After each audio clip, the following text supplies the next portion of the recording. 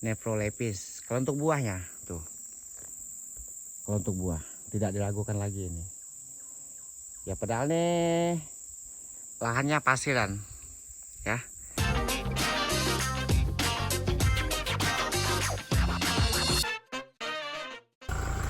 Selamat siang kawan-kawan. Nah, di video kita yang kali ini saya akan tunjukin kepada kawan-kawan ya contoh lahan sawit di lokasi berpasir ya, tapi dengan hasil yang sangat luar biasa menurut saya. Contoh tanamannya yang ada di belakang kita itu ya, nanti akan saya perlihatkan kepada kawan-kawan. Nah, jadi ini saya perhatikan ini, maka tanam ini bisa subur. Ini lokasi berpasir ya, karena ada triknya yang saya perhatikan. Ini kebetulan jalan saya hari-hari lewat, sehingga ini jadi gambaran kita ya sebagai petani. Lalu apa saja yang mereka lakukan, maka tanaman ini bisa menghasilkan bobot buah yang sangat wow menurut saya. Ikuti terus video ini. Nah, jadi untuk kawan-kawan, sebelum saya tunjukin ke trik yang sudah mereka terapkan di kebun ini ya, saya akan tunjukin dulu bobot buahnya.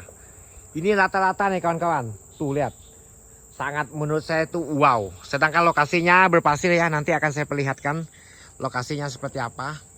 Nah, inilah yang membuat kita sebagai petani itu jadi terinspirasi gara-gara melihat kebunnya seperti ini. Nah, jadi apa saja triknya nanti akan saya perlihatkan ya, yang sudah mereka terapkan. Maka lokasi berpasir itu bisa menghasilkan buah seperti ini.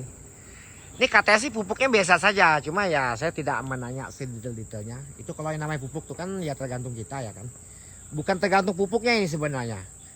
Ya, coba lihat dulu ya. Kita tunjukin tentang buahnya dulu. Ini rata-rata ya. Ini kebun tetangga ya.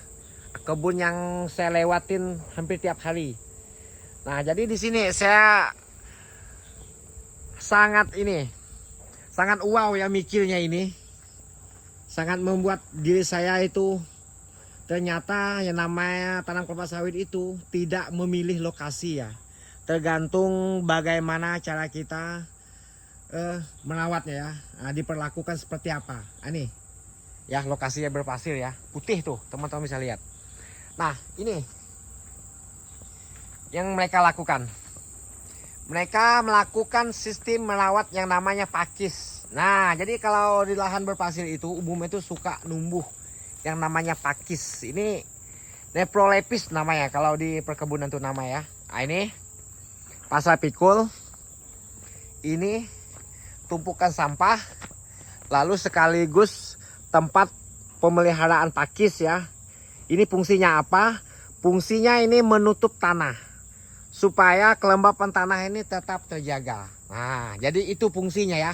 Ini perlu kita pelajari juga. Nah, ini perlu ditiru karena tuh bobot buahnya, maka wajib ditiru. Nah, jadi terkadang kan saya melihat tuh di kebun-kebun petani ya, kebun-kebun saya juga ya kan, giliran nyemprot itu bablas habis-habis supaya nyaman mandang katanya, supaya rapi. Ternyata tanam kelapa sawit itu tidak perlu dilakukan sebersih itu. Nah, dia ada triknya ya. Nah, ini yang diterapkan mereka.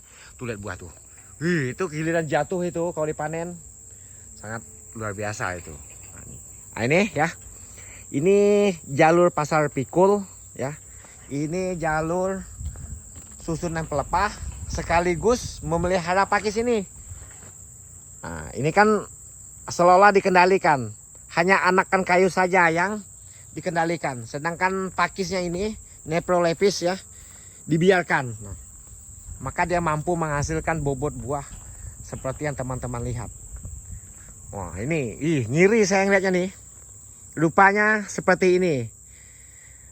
Melakukan perawatan di lokasi yang berpasir ya. Nah tuh, ya pasirnya tidak terlalu bagaimana, mungkin ini kedalamannya 50 sentian ya, 30 sentian.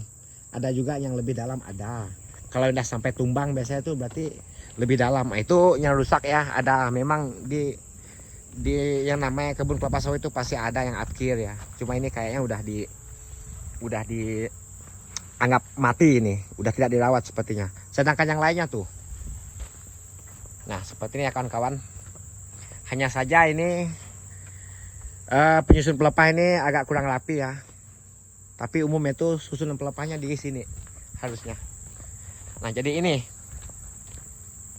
untuk sebagai kita belajar ya. Kalau menurut saya, untuk saya belajar tuh di sini. Berarti ini bisa ditiru ini acara seperti ini. Nah, jadi kalau udah usia seperti ini ya, artinya itu kita melakukan perawatan itu udah tidak ngegas lagi, hanya mupuk aja itu, mupuk, pruning ya. Paling itu saja perawatannya. Ada juga di sini kan tidak ada kayu, tidak ada rumput lunak, hanya membenah pelepah. Itu aja kegiatan yang dilakukan mereka di sini. Pruning, susun pelepah ya, mupuk, udah itu aja. Sama nyari anakan kayu. Biasanya itu anakan kayu sistem oles ya. Nah, jadi seperti itu perlakuannya. Maka dia jadi seperti ini. Yuk kita tarik balik lagi arah ke depan. Tuh. Seperti ini ya penataannya. Nah, jadi intinya daripada video ini ya.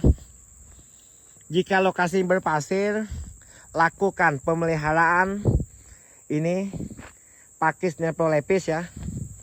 Lalu kita terapkan yang namanya sistem jalur. Nah, di situ rumpuk, ini jalur pasar pikul. Di sini tumpukan sampah lagi, ya kan?